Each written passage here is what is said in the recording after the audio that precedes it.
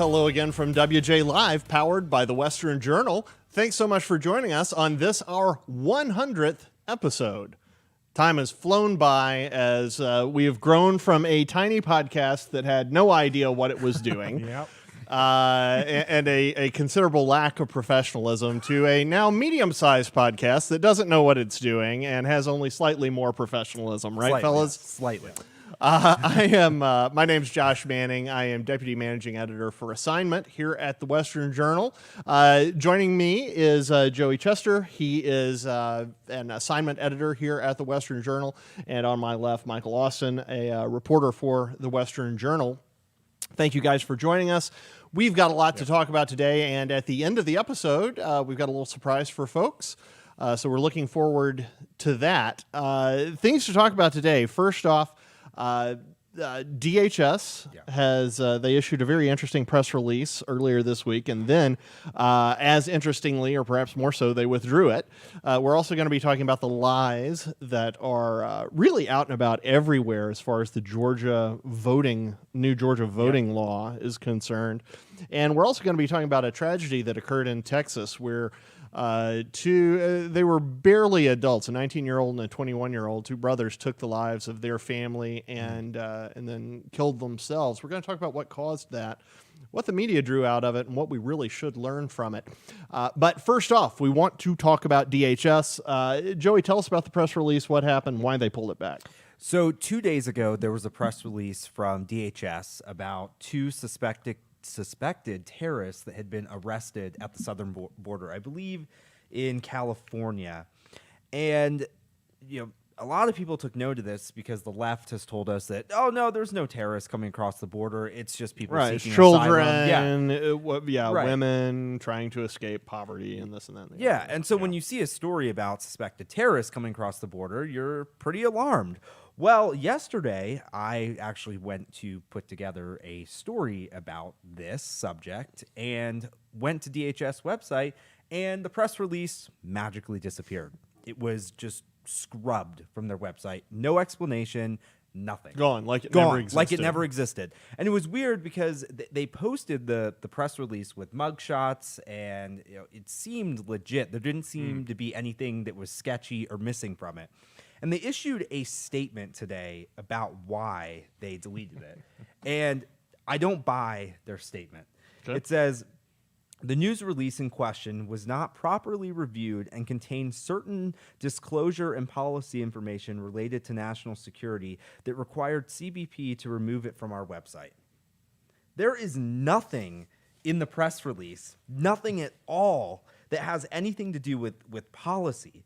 Nothing. And you say that because we have the press release. We have it. We have a copy of it. And it's simply, it starts out, agents conducted record checks, which revealed that the men were illegal aliens from Yemen, and they were on the FBI's terrorist watch list and no-fly list. It seems like just simple information, simple fact. Yeah. And so to scrub it from the website, and by the way, if there was an error, why not just fix it and re-upload the press release? Why keep it deleted from the website? We have that up, don't we? Yes. If you want to read the press release, you can go to westernjournal.com and just do a quick search for DHS press release, and it should be one of the first things that pops up. So you can read it yourselves and judge, hey, was there compromising national security information in here? But it doesn't sound like there was. It doesn't. It's just, like I said, straight facts about what happened. And so this, to me, raises a lot of transparency questions. The Biden administration told us we're going to be the most transparent administration that you have ever seen. And we have seen this play out time and time again, that they are not transparent. They stop U.S. senators from filming border facilities. They don't let the media into border facilities. And now they're scrubbing press releases about terrorists getting arrested at the southern border. There's a pattern here, it seems like. What do you guys make of this? Well, Joey, if they didn't scrub that press release, people actually might want more security at the border. Oh, right. We can't have that. How inconvenient. That's the national security threat that people would want national security. Good Lord, people are going to realize there is no national security at the southern border. The terrorists are coming. That's what this all reeks of to me. I agree. Just, political posturing. Yeah.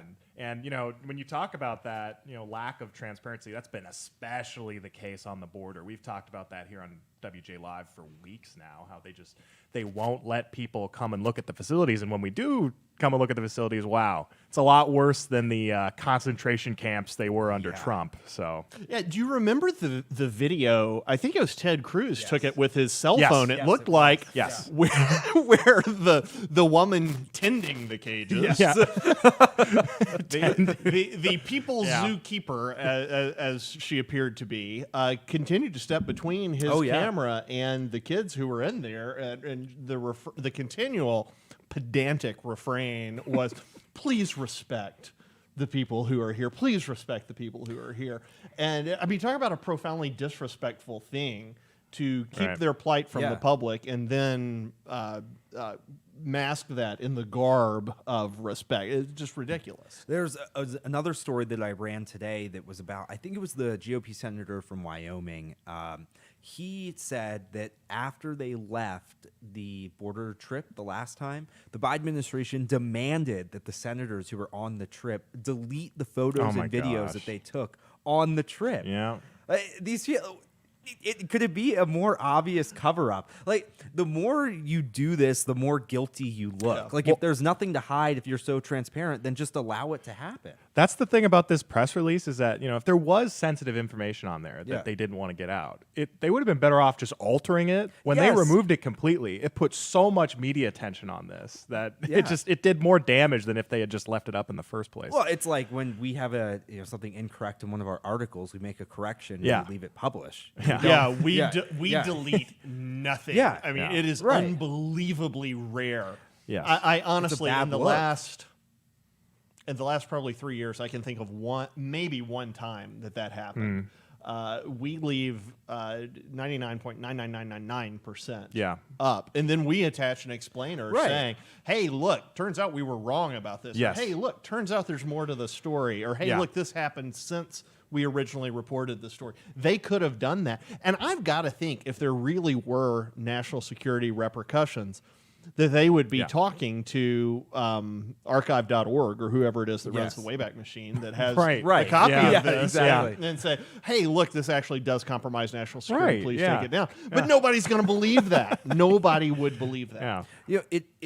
It also presents, which we ran into yesterday, no one can run a story on the incident if there's no press release to back it up. Once you pull the press release, that takes the media's power away to actually run a story on it, because we don't know if we think it happened, but we don't know because they don't stand by their word. And so essentially they're creating a situation where they're preventing the media from covering this because they know it's alarming, they know it looks bad, and they know that it's a national security threat. Did they explain at any point what national No. security threat they It's were alluding to? Nothing. Or they weren't alluding to the national security threat they It mentioned. just says the news release in question was not properly reviewed and contained certain disclosures and policy information related to national security. Certain policy information. The only It's policy information there is that they arrested people Yes. on the FBI's most wanted list. I don't know how that's. Oh, shoot. how that We shouldn't have done compromises that. Maybe security. Yeah. Yeah. Yeah, maybe that's Yeah. it. Maybe national security policy is to Yeah. not Yes. arrest As those of, people. as of now, the terrorists don't know that we're going to arrest them. But if Yeah. we let them know that, no. So Joe Biden's strategy: get all of Yeah. the terrorists out here. yes. You Yeah. come to us. We won't come to you. This is how he's going to stop foreign Yes. war. Get all the terrorists in invite from 'em the southern in. border. Yeah. We'll gather them all in one place. No. Yeah. Oh, good God. We'll gather them all in one place, and then I'll smell their hair. So, I mean, had this happened under the Trump administration, boy. had it happened under the Bush administration, Yeah.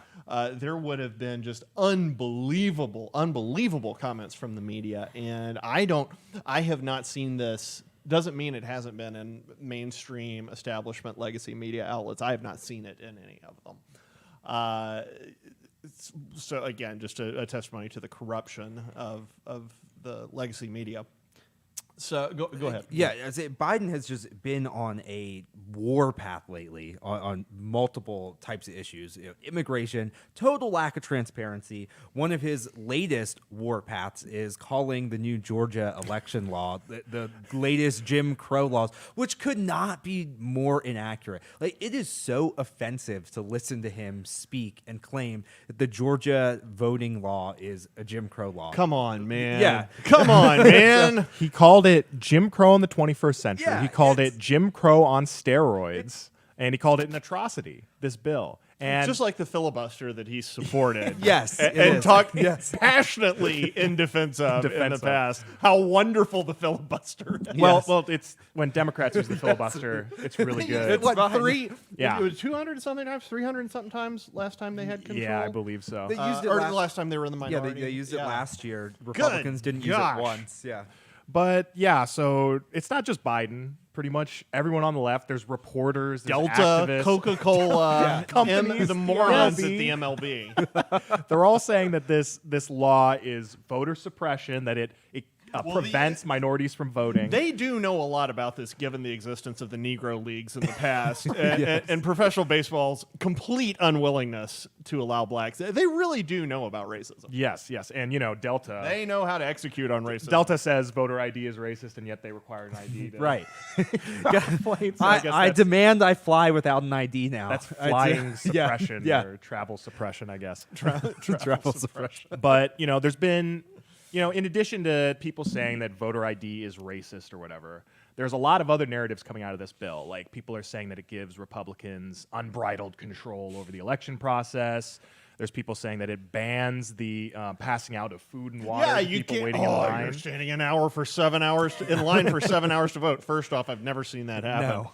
Secondly, it doesn't actually do it. You're going to get it. And That's a lie. I put out a report earlier today that basically just I read through the bill. I compared all the claims against it to what was actually in it. Right. And as it turns out, the bill actually creates a lot more opportunities for people to vote. It creates more days for people to vote. It even offers more machines, more poll workers to stations that have too long of lines. Everything in the bill is meant to encourage voting and protect the integrity of Georgia elections. And for example, my favorite one is when people say that not the banning of handing out food and water to voters is somehow discouraging voters from voting. Like, somehow, if there's a bunch of African Americans waiting to vote in Georgia, and if they're parched, that's going to convince them not to vote because they can't get water. If they're parched. But as it turns out, the Saharan desert. The parched voter, Yeah. the overlooked minority. the law does not ban water for people waiting in line. It bans partisan groups from giving gifts or water or food to people waiting in line, which, a practice known as line warming. Cigarettes. You're not allowed to do any electioneering right outside of the poll when people are about to vote. That's people, they use that opportunity to pressure them into voting a certain way, to influence their vote. And the bill actually says that poll workers are allowed to hand out water if they need to, and there will be made available self-service water stations for electors waiting in line to vote. So this is your piece is the antidote, really, to all of these. Yes. Are we live with this yet? Is this? Yes, this is up. live. Yep. So you can go to westernjournal.com, do a quick search for what's the title? Georgia's new election law. Just search look that up. Georgia's new election law. Yep. The first thing that comes up should be Yes. Michael's piece. It is a very shareable piece for folks who may be struggling with this. If you've got relatives who have told you, hey, the Georgia law is really repressive and everything, you can send this to them and say, hey, look, here's actually what the law itself says. And when it comes to the voter ID part of the law, so it requires all voters who vote absentee. There's no universal unsolicited mail-in voting in Georgia, but all voters who vote by absentee, they're required to have a form of identification.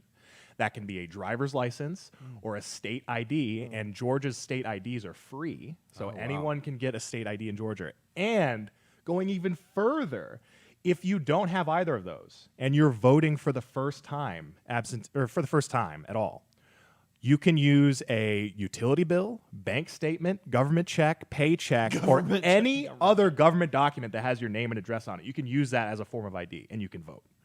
So that people, yeah. and before, yet 97% of Georgia's citizens already have either a state ID or a driver's license. Right. So there's no way if you want to vote, voter ID law is not going to prevent you from voting in Georgia. That is so. Essentially, the only person this prevents from voting is the person who's trying to vote again. Yeah. Or vote for someone else. Right. Or Really, vote for that someone is. else. Yeah, Yeah. that is. Yeah, that's what this prevents. That's the only voter who gets disenfranchised, and he should be disenfranchised. The one thing I love about this, the free ID thing. Yeah. Is that, the blacks, the minorities, they aren't capable of getting IDs. It is such a lie. They're free. And it is so condescending to them to say, "Oh no, you're not capable of going out and getting an ID." And Well, we were talking about the video the other day. Was it? What's his name over Turning Point? Benny Johnson, I think it was. Yeah, he went to a couple York of or kind of Baltimore? crummy neighborhoods. Yes. Yeah, maybe in Baltimore. Yeah. And it said, "Hey, I'm just wondering, don't get offended here. Do you know how to get a driver's license?" And to a person, they acted like he was an absolute moron. Yeah, who do you think? Of course I know. Yeah, it's right down the street. right down there. Yeah, I got it right here. You want to see it? And he asked person after person after person, and that was consistently the result. Yeah. The supposed suppressed voter who doesn't have ID, doesn't know how to get it, can't get it, is a unicorn, doesn't exist. The Democrats want that person to exist so badly. That person does not exist. And you have all these Stacey Abrams types, and then in addition to that, all these white Democrats mainly that are saying that it's racist. When actually, that Rasmussen poll came out not too long ago saying 69% of black voters agree that there should be some form of voter ID law. That is in political parlance, that's called a landslide. Yes. I mean, it really is. That's the technical term. 10% or 69% of black voters, landslide. 82% of other minorities, according to that Rasmussen poll. It's in everyone's interest. Yes. Yeah. To have legitimate. The only people whose interest it's not in to have legitimate elections are those people who can't get elected. Yes. That is it. And I was I was helping edit an op-ed today by a well-known writer. Now I can't remember who it was for the life of me. I remember the other two. I can't remember this one, but this person, it was Star Parker, I think. She made the point. I hope I'm attributing this correctly. She made the point that if we're going to talk about democracy, what about Coca-Cola? What about Delta? What about MLB? I mean, these laws were democratically passed. Yes. They were passed by a democratically elected state legislature, by a democratically elected governor. These are democracy playing out. And they're rejecting those. They're rejecting any outcome from democracy they don't like. And those laws had broad support across all sorts of different demographics. And so then you have all these places taking business out of Georgia, which is, there's a large percentage of African Americans in Georgia. Yeah, if you've ever taking it to been whiter states and whiter cities. Denver, Denver, exactly. And correct me if I'm wrong, doesn't Denver actually have more doesn't Colorado have more restrictive voting laws? In some ways, it's so. There's a funny bait and switch that's going on with this. So there's a lot of Colorado and New York laws that are like either more restrictive or similar, and then there's some that aren't. So it's like you can pick and choose. So there's people on both sides that are picking and choosing. But the bigger point here is that there are similar laws in place in states all across the country. So this is not unique or unprecedented. Well, go ahead. Oh, it's good. Yeah, and the Georgia bill actually gives more early voting days. Yeah, more than you early get voting in days. Denver. Yes. Or in Colorado. So. Yeah, the MLB, they're clueless. And so then, it's another case then of spontaneous racism too. Oh my gosh, we've discovered new racism that we didn't know existed. Yes. Oh my gracious. But I thought it was so deep rooted. It's been around for hundreds of years. We didn't know it was there, and now we do racist. know. Yeah. And you're right about Atlanta. I'm from the South. I've spent plenty of time in Atlanta. There are an enormous number of minority workers in the in the industries that the MLB game would impact. Yes. Right. Yes. Restaurants, entertainment, retail, downtown kind of stuff, retail. So this is not, I mean, it's just so typical. It's the Democrats, you said bait and switch a second ago, saying, oh, we are standing up for African Americans, when in fact, all they're doing is hurting and harming African Americans. I also think another important part of this is Biden's involvement in it. Oh, yeah. Remember when everyone attacked Trump because he was getting involved in state elections, That's and good. election That's practices, and now we have Joe Biden trying to. There was use his even the power. fake story, the lying story about how he said find the votes. Yeah, exactly. And now we have Biden getting so involved in a state election law, which is not the role of the president of the United States, and calling it, Jim Crow in the 21st century. That is not the president of the United States' jobs, and it's a dangerous precedent to set, and it's what they attacked Trump for. Yeah. Also, Biden is partially behind the push to move the MLB All-Star Game out of Atlanta, which has 30% black-owned businesses that are going to be directly impacted by it. So maybe Joe Biden is actually the real racist. The in all of MLB this. specifically names Biden in their statement, saying that they were going to move the game. Right. So, yeah. Well, remember what did he say? Non-white kids can be smart too, something like that. That's not the quote. It was something like that. I think he might have said black kids. It was something like I posted that. Poor kids, right? Poor kids. Oh, poor kids are just as smart as white kids, That's or something what like it was. that. That's what it was. By the way, I posted that back near the election. I posted that, and my Aunt Kathy, hey Aunt Kathy, I didn't attribute it to Biden because I wanted to see what was going to happen, and Aunt Kathy just delightedly attacked me for saying something like that. So Aunt Kathy lives in Atlanta. I'm sure she's horrified by all. Anyway, hey Aunt Kathy. Yeah. All right, so those are a couple of fun segments. This one's a little bit more. This is a little bit of a downer, but it's worth discussing. Yeah. So, I was actually writing a piece on this earlier today, and I may read you just a couple of. I'll use that to intro this, and then we can discuss. But if you were paying attention over the weekend, you might have seen postmodernism and really kind of empty secularism. It took 6 lives on Saturday. The media hasn't come close to realizing that those ideas are what's behind it. Saturday, I don't know if I'm saying this right. I hope I am. Farhan Tawhid, he's from Bangladesh. He was a 19-year-old. He picked up a gun and shot his twin sister and his visiting grandmother, while his brother Tanvir, who's 21, picked up another gun and shot the boy's parents. After killing their family, the barely grown boys turned the weapons on themselves. Farhan left behind a long confession/suicide note, but the media is really focused only on a couple of statements, specifically the parts where the younger brother criticizes American gun laws and where he bizarrely complains about the later seasons of the NBC sitcom The Office. By doing that, the media took all meaning out of the note, opting to politicize and marginalize its contents, instead of spending the 2 minutes necessary to tease out some lessons that really could help other young men contemplating similar crimes. For example, Farhan wrote, and I think we've got this, we can put it up on screen, the conclusion I came to is really simple. The only reason for existence is happiness. If the only reason to live is for happiness, then logically, you shouldn't live if you aren't happy. That's a typo, my fault there. That makes sense, right? And that really does make sense if happiness is the only reason for existence. He went on to write, it's not fair. I did everything, we can put that up too. It's not fair. I did everything right, every little effing thing right, and I'm still just apathetic. It's not fair how everyone can be so content while I can't even fathom being happy. No matter what I do, I just can't be happy. And fellas, as I read this story, I read the whole, it was 12 super big font pages of this, of sort of self-pity and something masquerading as self-reflection that really wasn't. As I read this, it just hit me over and over again. This kid looks like he has kind of bitten into the poison apple of postmodernism. There's not really anything true. Nothing really matters. And so, happiness, that's what I'm going to go for. Right. But happiness is pretty rare in life. It's fleeting. When you got it, enjoy it. but for the most part, it's pretty fleeting. But he had kind of decided that's what he was going to live for. And so I guess what I'm curious from you guys is, do you think that way of thinking is held by other of these young people who we see killing themselves? I think it's held by a lot of them. And I think it's something that's missed, that isn't talked about after these shootings.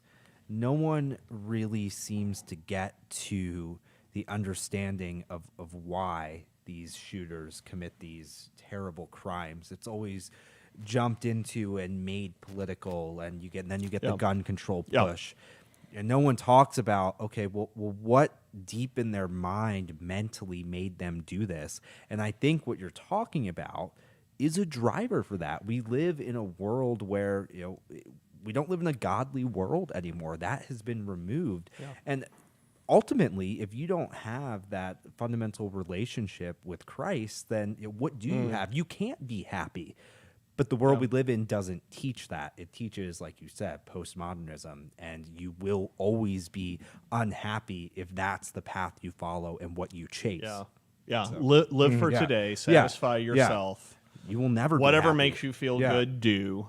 You'll never be fulfilled. Yeah, I mean, this is an idea I've definitely grappled with quite a bit in my life, and I definitely had a big spiritual awakening later in life. And by later in life, I'm still in my 20s. I mean, more in the last several years. But that, happiness is not the norm, and that, the goal is not chasing happiness. It's chasing meaning. It's chasing purpose. Yes. And, my favorite Bible verse all time, Philippians 4:11, Paul talks about how I am content no matter the circumstance. He's content in Christ, and he's being persecuted at the time, and he's running all over the place. But whether he's in a dingy dungeon cell or whether he's provided that day with food and everything, Paul's content in knowing that Jesus Christ is his Savior, and he's and all that. So happiness is so rare, and joy is more what you ought to be looking for. If you're looking to if you're looking to try to engineer something that will satisfy you, joy is a little bit better. Happiness, I have found, comes mostly from my family. It comes from watching my kids do something completely unexpected. It comes from my wife and I having a moment where we understand each other in a new way, or where we get some victory over life. Or when we're talking here in the office and we realize something new. Most of life is not like that. Yeah. But I don't find myself despairing of life because of that. I find myself actually more or less contented. But it's because I see a purpose to life. And I see responsibilities that I take up, provide for my family. I think there's a very important culture and political war going on, and I want to fight that. There are these things that are important. And it's really interesting. He actually, Farhan, the younger one, the one who wrote this, he actually hits on this just barely. He doesn't realize what he's doing. But pull quote 3 for me, if you will, Logan. Senior year, the best year of my life. I became a programming god.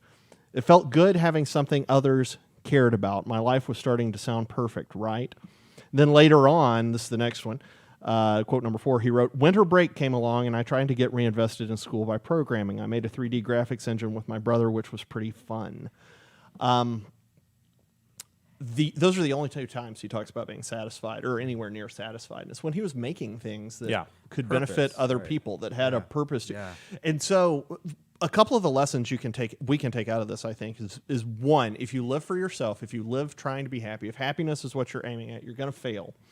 Now, listening to him write, I do think he was depressed. I'm not an academic expert on depression. I have dealt with it for over a decade, and so I know a little bit about it. I know probably more than the average person. And I don't know how clinically depressed he was. But he was clearly kind of focused inward on himself. And man, I'll tell you what, there's nothing in there. Without Christ, there is nothing in there. Absolutely. And the times he took up some responsibility, he actually tried to create something that was useful, he was happy. So we're teaching our kids right now, especially in university, that there are no absolute standards, that postmodernism has won out essentially, and that there's no real purpose to life, so you might as well do what makes you happy. Yep. But it turns out the things that help you be content are only to be found in static values and values that are unchanging and really old traditions and things that we discovered with ancient wisdom a long time ago, yet we've cast those aside. So if you're out there, if you are feeling kind of nihilistic, if you are feeling super depressed, first off, talk to somebody. If you're feeling incredibly depressed, if you're having suicidal thoughts or something like that, talk to an expert. But if you're just kind of grappling with kind of the openness and emptiness of life, put yourself to work. Take up some responsibility. Do what you know you need to do. You know what you need to do. Those things announce themselves to you. Do those things and investigate faith, investigate Christ, because ultimately that's the only place you're going to find fulfillment. Yeah, and this sort of message about, happiness isn't going to be the driver. You need responsibility. You need purpose. This is the sort of message that propelled Jordan Peterson into absolute stardom. Right. Exactly. So. Yeah, and how do you become a star? By telling people, you're really a bunch of chimpanzees full of snakes. I mean, that was one of his early on. That was one of his things. You're in other words, you're a mess. You're a mess. You've got a lot of evil inside you. How do you get famous, and how do you tour? I don't know how many countries with like 200 and something speaking engagements and 2 best-selling books. Maybe I don't know if Maps of Meaning ever became best-selling, but it probably is now. Yeah. They did that. That happened because it resonated with people, and there are a lot of people out there who are, I think, in the same situation that these kids were in, where they're depressed, they can't find meaning to life. Yeah. He talks about cutting himself to stop pain. Life is pain, man. We are living in a fallen world. And if you don't understand that we're living in a fallen world and that we can't do it ourselves and that we need help, then, man, you are going to be depressed literally out of your mind and perhaps out of existence. And that is not a good thing. God has got a plan for you. He has made us in his image. There are great things about us that he wants to help us develop. But the only way to do that is by looking to him and looking to others, taking up your burden of responsibility, helping others, and alleviating suffering where you can, and almost a sadly comical note at the end of his letter. And Kayla, our producer, I know we're running out of time, but I'm going to do this anyway. He says right at the end, he says, "I realized I needed to get rid of all of my money, but GoFundMe pissed me off to the point I'm just going to donate to charity now. I don't care how many lives GoFundMe changed. They could have changed even more if they had just made it easier to find worthwhile charities to give, worthwhile causes to give to." So even at the end, he couldn't pick up his burden and help others. The best he could do was criticize those who were helping other people. Yeah. I mean, that's so sad. It's so nihilistic. It's so nihilistic. The answer is not to criticize. The answer is not critical theory. The answer is taking your eyes off your own dadgum self and looking at other people and looking ultimately to Christ. Yep. Yeah. So anyway, all right. Now, 100th episode. Thanks for sticking with us on this 100th episode. We have got something special. Are these? I think we're taking questions now. Questions. Are these coming in from some viewers via your laptop? I have the question. I have been told. All right. Yes. So the first question we have is the MLB the new NFL? Oh. I mean, I think yes. I think that's we're going to see, starting with Georgia. I mean, if they can't stop there, there's no turning back. The MLB is desperate to get more viewers because it keeps falling off year after year. And so, I could totally see them getting more and more politicized in the next few years. I think it's almost going to be worse than the NFL. The NFL stuff has happened in the past. It's been years now since the anthem started. I think the MLB stuff is just going to continue, and people are going to get more and more fed up because they keep hijacking these traditional American pastimes and making them into political statements. No one wants to do that. No one wants to watch a baseball game and have the MLB playing some social justice message. So I think absolutely.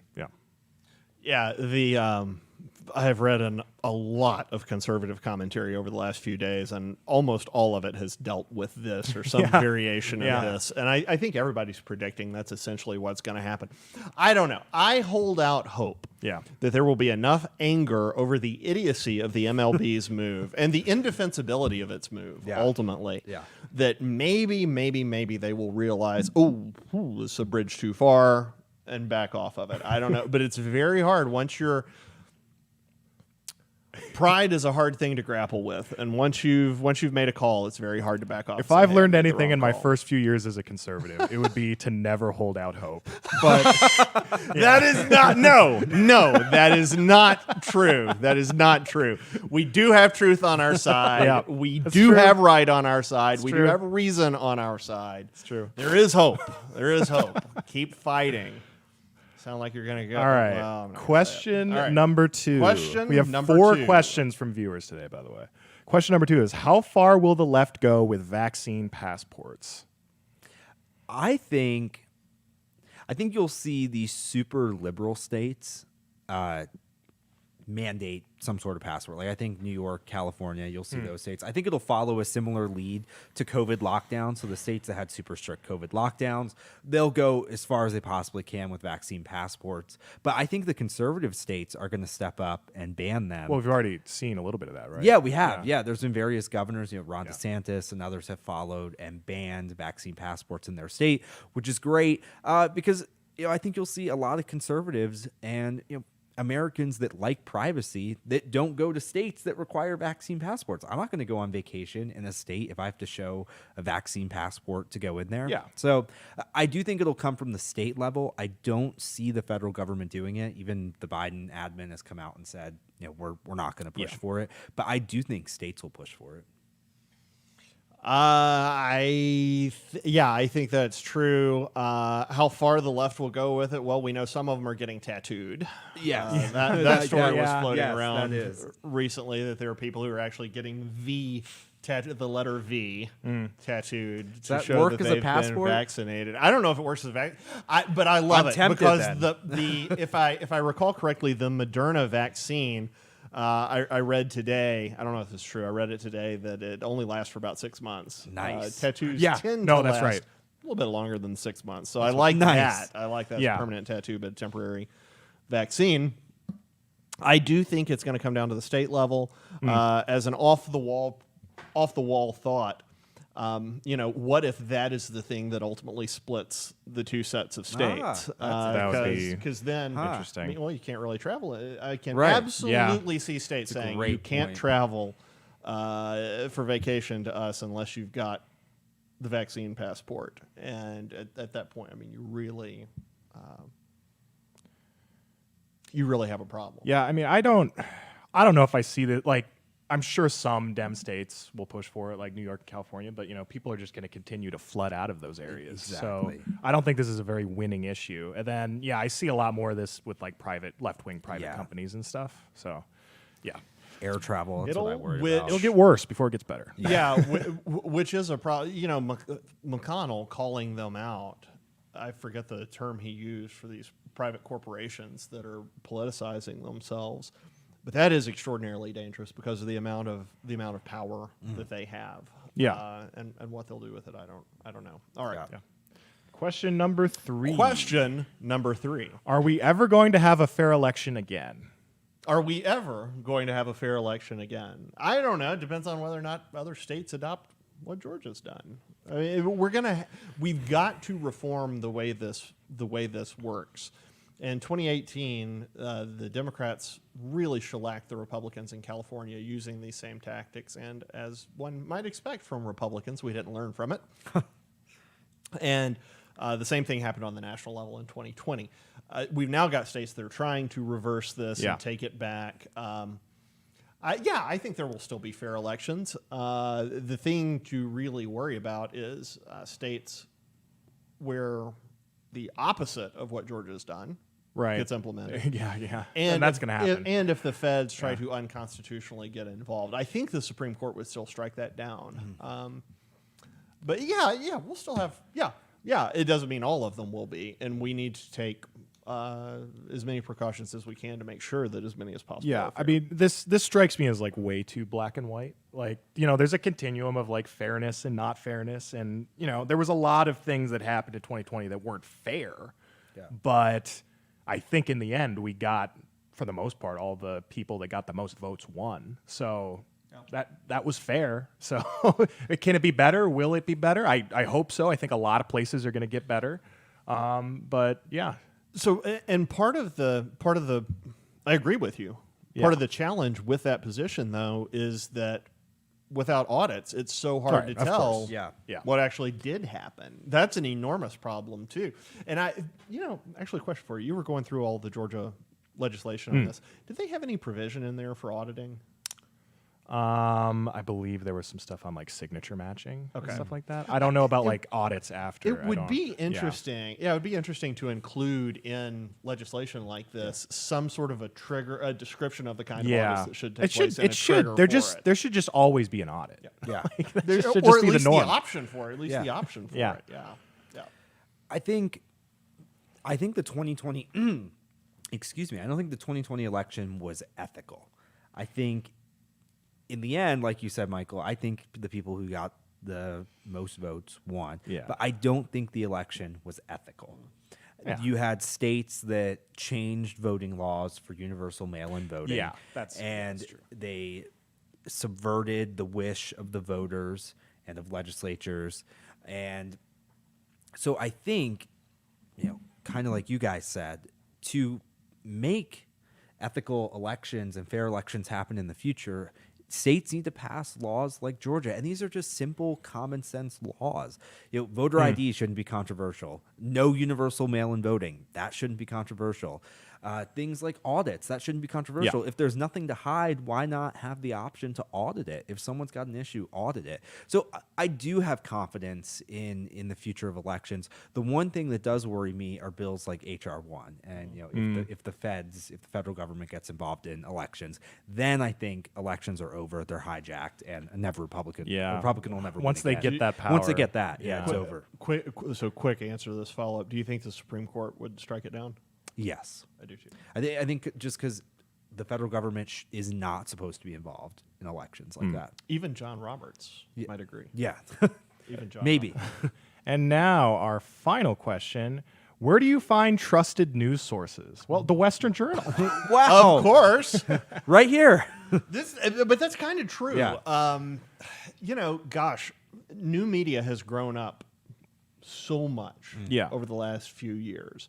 A lot of fringe sites, by the time 2016 rolled around, had really become more reputable.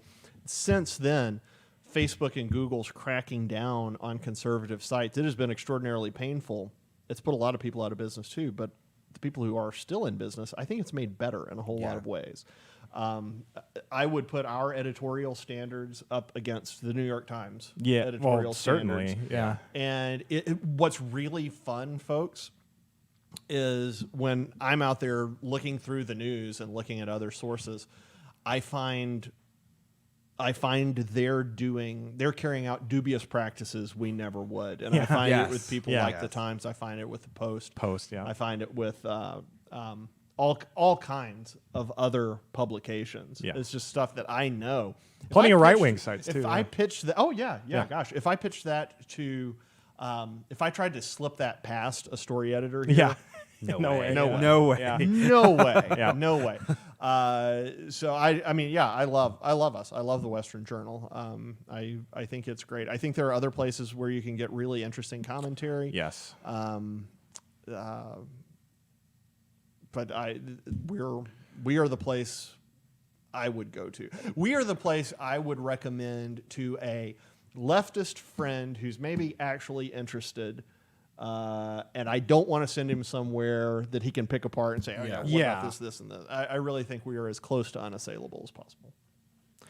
One thing that I would say is different about us is our commentary section, because it's all based on fact, but you get so much more insight than just a normal news story from our brilliant commentary writers. They're more in depth, and you don't see that usually in things like even Fox News or Breitbart or others. And so I think that's something that's really great. And we should mention our recent rating from NewsGuard. Yes. Of 100 out of 100, NewsGuard rates the accuracy of online media companies, and we received the highest score, which I believe is higher than Fox News and CNN and some of the other legacy media outlets. And they would, So it's pretty NewsGuard, stunning. NewsGuard isn't exactly biased in our favor. No, so. not at all. So it's pretty stunning. So yeah, the Western Journal. But yeah, as a general rule, I would say, we're a trusted news source. I believe that 100%. But like we do make it known we're a Christian conservative site. And so as a general rule, I would tell someone who's like, "Oh, can I find trusted news?" Well, you're going to have to find like 3 liberal places, 3 conservative places, maybe like a libertarian place. I like Reason, so maybe a place like that, and then just kind of try to figure out the facts for yourself. You're not going to get everything. Like even reading us, you're not going to fully understand always what the liberal position is to its entirety. So you're just going to need to read a lot more news if you want to be fully informed. That I agree with that completely. We talked about postmodernism earlier, and part of postmodernism is the idea that there is no truth. I actually think we're now living in a postmodern world. I don't know what we're going to call it, but I think we've gone. Right. I think we've gone from there is no truth to everything is true, and that's truth. an enormous problem. And the mainstream media has essentially created that by running narratives that are clearly counter to reality.